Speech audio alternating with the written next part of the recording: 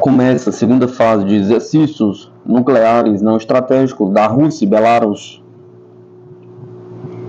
Começou a segunda fase do exercício das forças nucleares não estratégicas, informou nesta terça-feira, 11 de 6 de 2024, o Ministério da Defesa da Rússia. Durante o exercício serão treinadas questões de preparação conjunta de unidades das Forças Armadas da Federação da Rússia e República de Belarus para o uso em combate de armas nucleares não estratégicas, detalha o Ministério. Ressalta-se que o objetivo das manobras é a manutenção da prontidão do pessoal e do equipamento das unidades de armas nucleares não estratégicas dos dois países para garantir a soberania e a integridade territorial do Estado da União de Rússia e Belarus. O Ministério da Defesa da Rússia informou que durante a primeira fase o pessoal das unidades do Distrito Militar do Sul praticou a recepção de munições especiais para o complexo Iskander, municiamento de mísseis portadores e o seu deslocamento encoberto para a área de lançamentos. Por sua vez, as unidades de aviação praticaram o carregamento de munições dos veículos aéreos, incluindo mísseis hipersônicos Kinzhal, efetuando voos para as áreas de patrulha.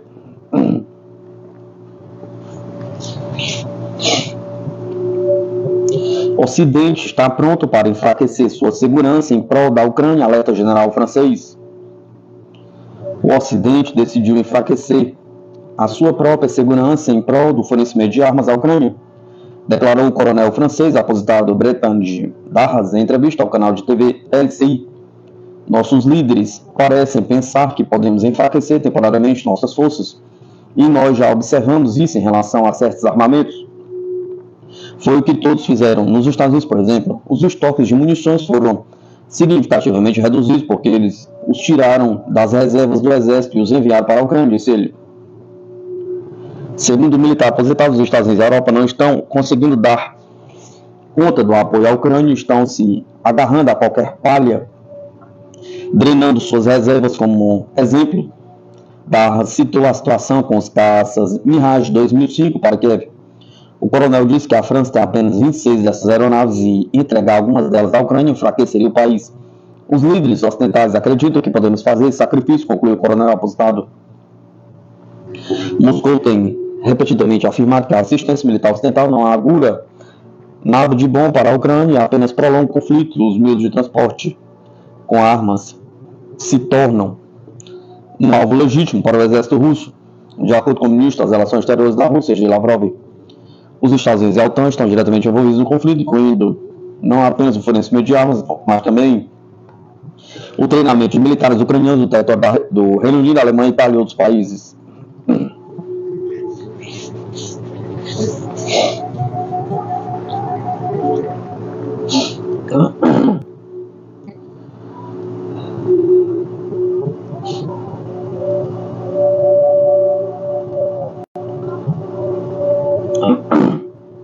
No mesmo dia, a Alemanha anuncia mísseis Patriot e drones à Ucrânia e rejeita travar armas para Israel. A Alemanha entregará vários milhares de drones de ataque e 100 mísseis guiados Patriot adicionais à Ucrânia, enquanto Kiev enfrenta bombardeios aéreos persistentes russos e lacunas na proteção contra mísseis e drones que chegam. Nesta terça-feira, 11 de 6 de 2024, o ministro da Defesa Boris Pistorius revelou o apoio durante uma visita conjunta com Vladimir Zelensky a uma instalação militar em Sanitz, no norte da Alemanha, onde soldados ucranianos estão treinando para operar o sistema de defesa aérea Patriot, relata Bloomberg. O pacote alemão inclui armas manuais como rifles de precisão, armas antitanque, componentes de munição de artilharia solicitados por Kiev. Mais cedo, o chanceler alemão Olga Scholz também confirmou o envio dos Patriots junto a canhões antiaéreos autopropulsados Gepard e um sistema de defesa aérea IST, destruído em comentários divulgados pelo gabinete presidencial da Ucrânia, citado pela Newsweek. A medida informa que, com o ritmo lento das entregas de defesa aérea dos aliados ocidentais, a frustração de Kiev tem sido evidente. Em comentários incisivos postados por Zelensky em abril, ele afirmou que os Patriots só podem ser chamados de sistemas de defesa aérea se funcionarem e salvarem vidas, em vez de ficarem imóveis em algum lugar em bases de armazenamento, relembrou a revista norte-americana.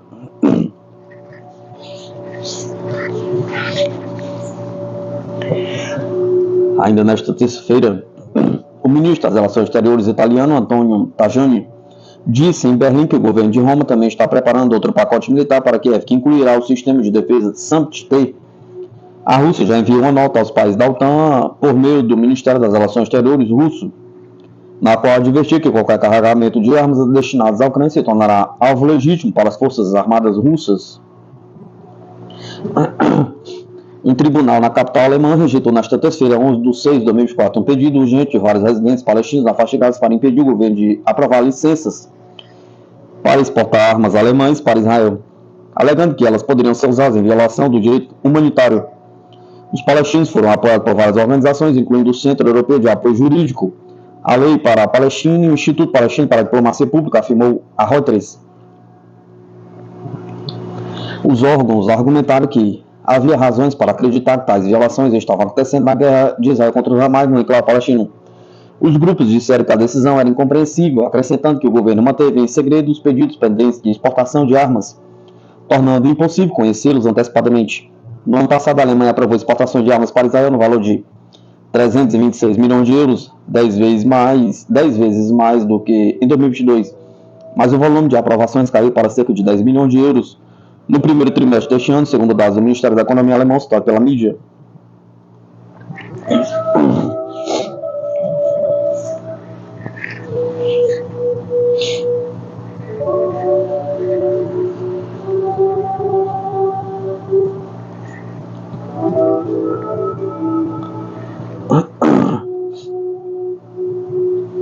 Após anúncio da segunda fase, Kremlin defende exercícios com Belarus devido à tensão na Europa. Nesta terça-feira, 11/6 de 2024, a Rússia e Belarus começaram a segunda fase de exercícios táticos de armas nucleares. De acordo com o Kremlin, os treinamentos são necessários diante da tensa situação na Europa. Na primeira fase dos exercícios, as tropas russas treinaram como armar e posicionar mísseis Iskander, enquanto a Força Aérea treinou como armar mísseis hipersônicos Kinzhal. A segunda fase anunciada hoje, 11/6 de 2024, envolveu a preparação conjunta de unidades russas e belarusas para uso em combate de armas nucleares não estratégicas, disse o Ministério da Defesa russo. Moscou considera necessário realizar manobras nucleares não estratégicas conjuntas com Minsk para manter a prontidão de combate em meio à situação tensa na Europa, disse o porta-voz do Kremlin, Dmitry Peskov.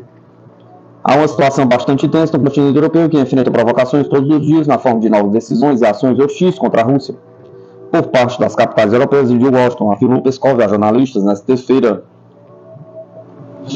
A Rússia já sinalizou que os Estados Unidos e os seus aliados europeus estão levando o mundo à beira de um confronto militar maior entre forças russas e membros da OTAN ao dar à Ucrânia bilhões de dólares em armas, algumas das quais liberadas para serem usadas contra o território russo há 2 semanas. Portanto, é claro, os exercícios com Belarus e a manutenção da prontidão para o combate são muito importantes para nós, acrescentou Peskov. O presidente da Rússia, Vladimir Putin, disse na sexta-feira, 7/6 de 2024, que Moscou não precisava usar armas nucleares para garantir a vitória na Ucrânia, no sinal mais forte do Kremlin, até o momento de que o conflito não se transformará em uma guerra nuclear. No entanto, o presidente sublinhou que não descarta mudanças na doutrina nuclear da Rússia, que estabelece as condições sob as quais tais armas poderiam ser usadas. Se o Ocidente fizer ações maiores, os Estados Unidos, através da Casa Branca, afirmaram que não viram qualquer mudança na postura estratégica da Rússia, embora altos funcionários dos serviços de informações digam que tem de levar a sério as observações de Moscou sobre as armas nucleares, relatou a Reuters. Estados Unidos vão monitorar navios da Marinha da Rússia ao largo da costa de Cuba, diz mídia. Navios de guerra dos Estados Unidos vão ser enviados esta semana para monitorar navios militares russos em um submarino nuclear ao largo da costa de Cuba, informou nesta segunda-feira, 10/6 de 2024, o CBS News, citando autoridades dos Estados Unidos da América. 2 destroyers da Marinha dos Estados Unidos, 2 navios com equipamentos de sonar rebocados estão seguindo o submarino da Rússia, escreveu a mídia, citando um funcionário estadunidense na condição de anonimato. Outro destroyer e um navio da Guarda Costeira dos Estados Unidos estão acompanhando as outras embarcações da Marinha Russa, acrescenta o canal de TV. De John Kirby, o coordenador de comunicações estratégicas do Conselho de Segurança Nacional da Casa Branca, disse à CBS que os Estados Unidos acreditam que a visita de navios russos é a reação de Moscou às ações americanas relacionadas ao conflito na Ucrânia. Claramente, isso são eles mostrando o seu descontentamento sobre o que estamos fazendo pela Ucrânia, diz Kirby, acrescentando que vamos assistir, vamos monitorar, não é inesperado. Os Estados Unidos não têm nenhuma indicação e nenhuma suposição de que haja armas nucleares em jogo aqui nesses exercícios ou colocados a bordo dessas embarcações, ressaltou Kirby. Na semana passada, o Ministério das Relações Exteriores de Cuba anunciou a chegada de 4 embarcações da Marinha Russa ao porto de Havana em 12 de junho, para visita oficial até 17 de junho. O Ministério das Relações Exteriores cubano ressaltou que nenhum dos navios transporta armas nucleares e que sua parada não representa ameaça à região. Hoje, terça-feira, 11 de 6 de 2004, o comandante da Marinha da Rússia, Alexander Moiseev, confirmou que um destacamento de navios russos visitará Cuba no âmbito da cooperação internacional entre os dois países.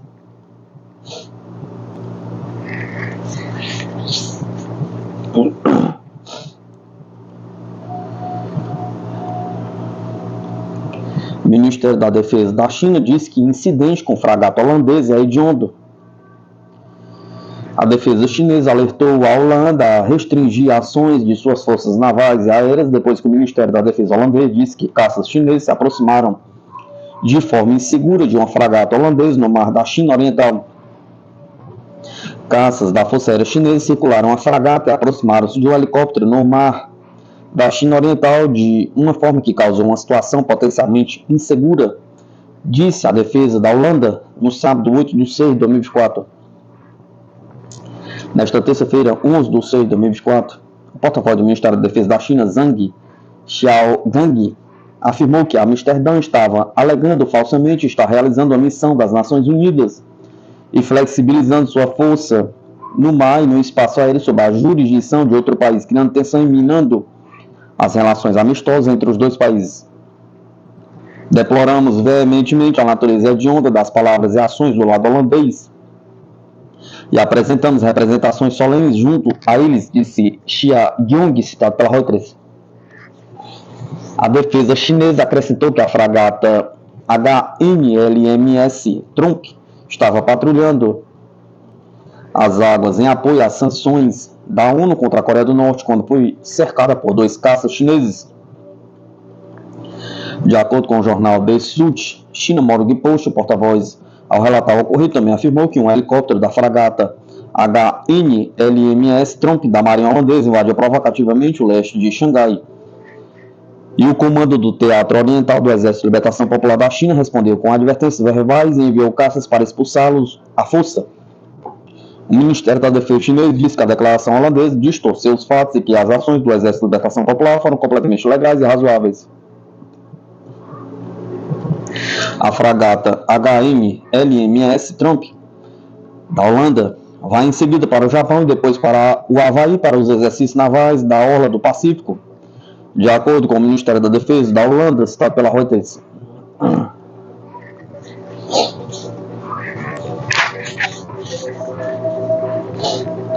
País Holanda insistem em apoio militar à Ucrânia com um novo pacote de 138 milhões de euros. O anúncio do novo pacote foi dado pelo primeiro-ministro do país, Mark Rutte, que afirmou que também está discutindo o envio de sistemas Patriot a Kiev. A Holanda anunciou nesta terça-feira, 11 de 6 de 2024, um novo pacote de ajuda à Ucrânia, o valor é de 138 milhões de euros. O anúncio do pacote foi dado pelo primeiro-ministro Mark Rutte em postagem na rede social X. A Holanda vai contribuir com um novo pacote de 138 milhões de euros para a reparação de infraestruturas energéticas críticas da Ucrânia, ajuda humanitária e iniciativas de recuperação de empresas, mas há pouco sentido na reconstrução do país sem forças armadas robustas. Portanto, também continuaremos a fornecer apoio militar. Estamos conversando com parceiros internacionais sobre o fornecimento de sistemas Patriot à Ucrânia. Os Países Baixos disponibilizaram um radar e 3 sistemas de lançamento para esse fim, escreveu Rutte. O anúncio foi dado durante a viagem de Rutte a Berlim para participar da Conferência de Recuperação da Ucrânia.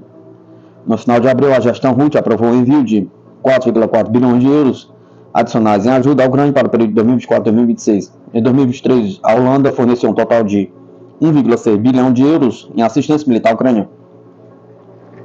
Desde 24 de fevereiro de 2022, a Rússia manteve em curso uma operação militar especial na Ucrânia, cujos objetivos, segundo o presidente Vladimir Putin, são proteger a população de Donbás de um genocídio perpetrado pelo regime de Kiev e enfrentar os riscos à segurança nacional colocados pela OTAN em direção ao leste europeu. Moscou alertou repetidas vezes que os países da OTAN estão brincando com fogo ao fornecer armas à Ucrânia e que os comboios estrangeiros com armas seriam um alvo legítimo para o exército russo assim que atravessassem a fronteira. Segundo o ministro das Relações Exteriores russo, Sergei Lavrov, os Estados Unidos e a OTAN estão diretamente envolvidos no conflito na Ucrânia, não só por meio de fornecimento de armas, mas também do treinamento de combatentes em território do Reino Unido, da Alemanha, Itália e de outros países.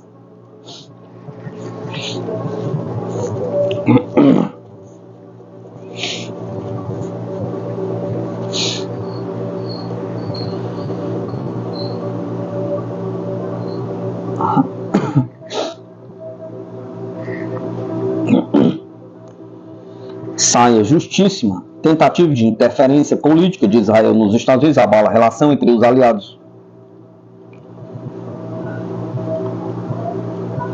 Acostumados a acusar a Rússia de interferência política, os Estados Unidos foram alvo de campanha secreta promovida por Israel, um dos seus maiores aliados.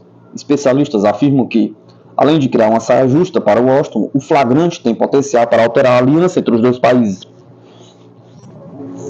O governo de Israel pagou pelo menos 2 milhões em uma campanha secreta para influenciar politicamente congressistas americanos no intuito de agarinhar apoio à ofensiva israelense na faixa de Gaza.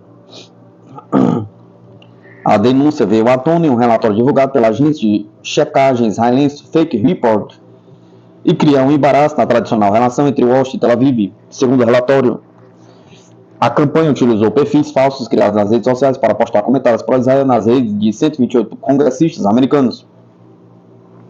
A maioria do Partido Democrata do presidente Joe Biden. Por vezes, os comentários postados traziam links com artigos de páginas falsas. Ainda de acordo com a Fake Report, pelo menos 600 perfis falsos postaram mais de 2.000 comentários por semana apoiando as ações militares de Israel, atacando grupos de direitos humanos palestinos e rejeitando acusações de abuso dos direitos humanos por parte de Tel Aviv. O relatório circulou nos meios de comunicação dos Estados Unidos, trazendo à tona uma saia justa para Washington. Flagrante aumento do isolamento de Israel? Pergunta. Rodrigo Amaral, professor de Relações Internacionais da Pontifícia Universidade Católica de São Paulo, chama a atenção para o fato de que, dias após a divulgação do relatório, o Conselho de Segurança das Nações Unidas aprovou uma resolução construída pelos Estados Unidos para o cessar-fogo em Gaza. O Hamas considerou bem-vinda essa solução, o que significa que Israel, evidentemente, vai estar pressionando a encerrar suas operações militares. Vamos ver se isso de fato ocorrerá, afirma. Ele acrescenta que a notícia é boa porque pavimenta o caminho para um cessar-fogo, já que Washington é até hoje o maior financiador e garantidor das operações militares israelenses em Gaza, e porque revela os mecanismos de pressão que têm feito os Estados Unidos alterarem sua postura tradicional, que era uma postura de aliança com Israel. Nesse contexto, Amaral afirma que o relatório da Fake Report é mais um elemento de pressão somado a outros, como os protestos universitários pró-palestinos nos Estados Unidos, que levaram o governo Biden a mudar sua postura de um Estados Unidos apoiador cego de Israel para um Estados Unidos mais moderado, no sentido de demandar soluções o mais breve possível para a questão de Gaza. Esse relatório que vaza essa informação de que Israel estaria usando de inteligência artificial, a criação de perfis robôs para pressionar no sentido inverso, ou seja, falar que esses movimentos universitários seriam antissemitas ou que haveria qualquer tipo de mobilização antissemita nos Estados Unidos. E esse dinheiro usado para pressionar congressistas americanos é mais um elemento que pega mal, que circulou no noticiário norte-americano nesses últimos dias. Ele soma mais um elemento negativo para a postura norte-americana de apoio a Israel, destaca Amaral. Por sua vez, José Renato Ferraz Silveira, professor de Relações Internacionais da Universidade Federal de Santa Maria, aponta que a mudança de tom dos Estados Unidos em relação a Israel reflete um comportamento ambivalente na questão externa e uma preocupação interna de Joe Biden com a opinião pública. Avalio que quanto mais a guerra prolongar-se, Joe Biden pragmaticamente será obrigado a endurecer o discurso contra Israel à medida que aumenta o número de vítimas, crianças e mulheres. Para muitos analistas, a provável sequela pós-guerra será a emergência de uma nova dinâmica dessa relação. Ele acrescenta que a revelação da campanha secreta israelense demonstra o jogo arriscado, oportunista, estratégico e consciente de Israel de manipular e influenciar a opinião pública dos Estados Unidos e de congressistas americanos. É certo que Israel utiliza com êxito, ao longo da história, uma política de bullying baseada no vitimismo e no ressentimento contra pessoas, grupos, instituições e países que contrariam ou discordam de suas ações. Normalmente, quem critica Israel é chamado de antissemita e rotulado como nazista, fascista, persona não grata, entre outras expressões contundentes, afirma Silveira. Por que o alvo era o Partido Democrata? Pergunta. Segundo Amaral, o principal alvo da campanha israelense foi o Partido Democrata, porque a legenda reúne a maior parte dos críticos da ofensiva israelense. Partiam principalmente dos democratas as pressões contra o próprio governo de John Biden, que teve baixas no seu corpo técnico de governo, justamente por conta dessa responsabilidade que os Estados Unidos tinham em financiar e armar Israel, em um momento que atinge 38 mil civis palestinos mortos nesse conflito. Então, sem dúvida nenhuma, essa operação secreta israelense tinha como objetivo reverter essa onda de críticas. Não reverteu porque, inclusive, vazou essa informação, o tiro saiu pela culatra. Ele acrescenta que Israel faz uso de sua capacidade tecnológica de espionagem para promover a chamada Hasbara, termo que designa os esforços empregados por Tel Aviv para difundir uma propaganda positiva de Israel. É justamente um termo usado pelo governo israelense para falar dessa ação, que seria algo muito próximo de uma ideia de poder brando, também chamado de soft power, de uma ação mais leve em termos de difusão de informação, a ideia de dominação de narrativas. A Hasbara está dentro dessa lógica, e eu acho que essa ação, campanha secreta, é uma ação encoberta, mas ela está dentro dessa lógica da Hasbara, explica. Porém, segundo Amaral, o tiro saiu pela culatra, que resultou da campanha secreta, sem dúvida nenhuma, vai aumentar o isolamento de Israel. Acho que essa é mais uma gota d'água num copo cheio, em que Israel está cada vez mais isolado e agora vê até mesmo a potência que o favorece, que são os Estados Unidos, conseguindo trazer uma proposta de cessar-fogo aprovada pelo Conselho de Segurança da ONU.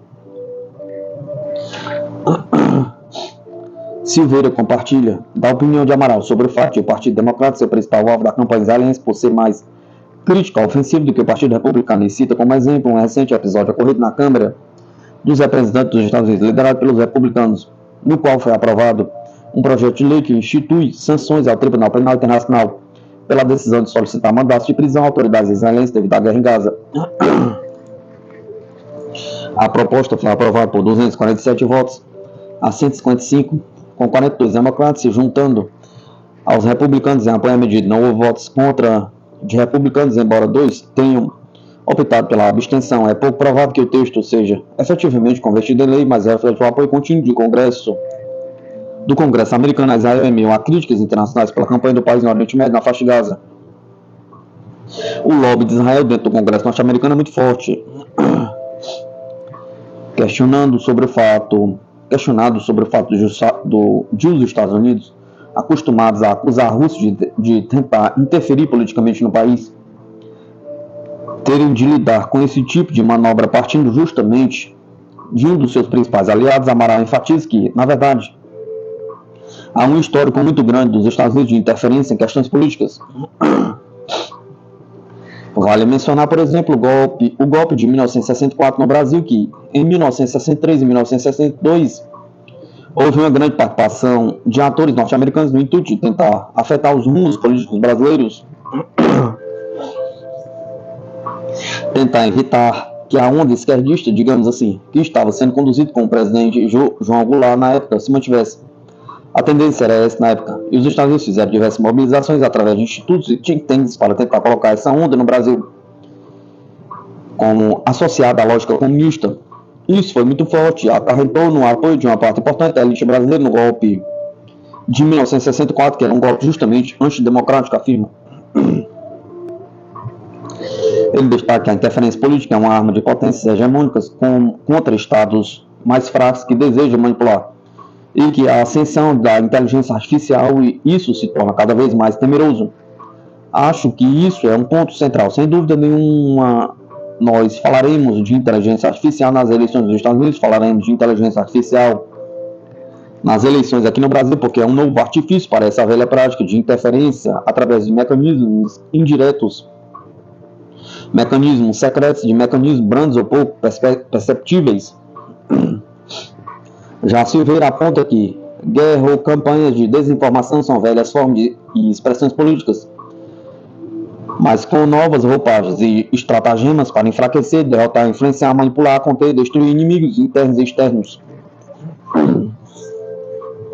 Ele afirma que o cenário atual vivenciado por Washington aponta para o chamado mundo Burning, que se refere aos desafios enfrentados no século presente, com a sigla Burning significando originalmente Brickler, Actions, não linear, incompreensível em português, frágil, ansioso, não linear e incompreensível. Os Estados Unidos estão diante de uma saia justíssima nessa situação em especial e de um dos inúmeros desafios do mundo Burning. Nenhum país está imune à campanha de desinformação. Os avanços tecnológicos já propiciam certo controle total ou parcial dos indivíduos, destruição, manipulação da memória histórica dos povos e guerras ditas em nome da paz já fazem parte da realidade deste mundo tão similar ao romance de 1984 de George Orwell.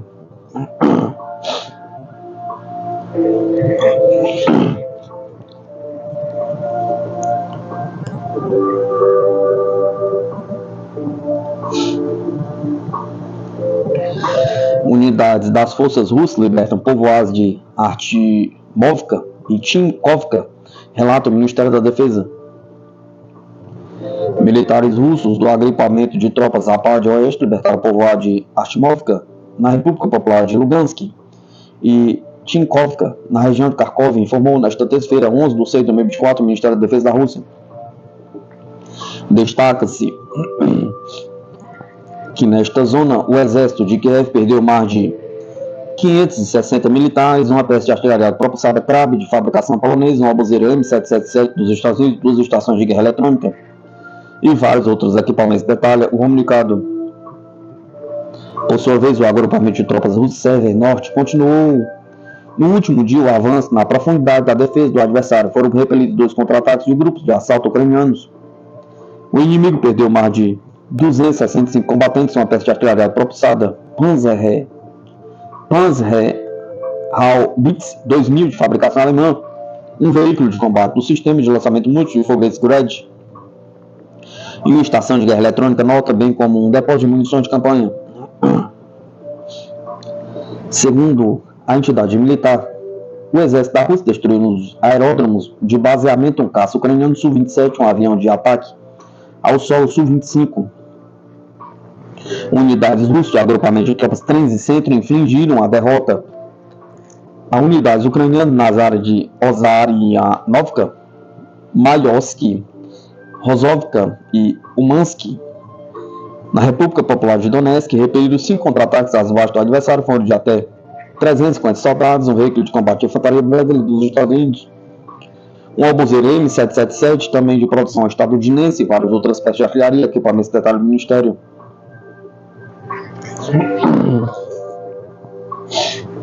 O comunicado informa também que as unidades do agrupamento de tropas russas Jung Sul melhoraram sua posição na área dianteira e eliminaram o depósito de armas das tropas ucranianas. O adversário perdeu mais de 740 combatentes, 2 veículos blindados de transporte e vários obuseiros, inclusive uma peça de artilharia propulsada 2S1 Gvozdyka, 2 caminhões M119 dos Estados Unidos e um obuseiro M777. No total, desde o início da operação especial, foram destruídas 603 aeronaves militares ucranianas, 276 helicópteros, 25.559 veículos aéreos não tripulados, 528 sistemas de mísseis antiaéreos, 16.312 tanques e outros veículos blindados de combate, 1.332 veículos de sistema de lançamento múltiplo de foguete, 10.332 peças de artilharia de campanha e morteiros, além de 22.445 veículos militares especiais.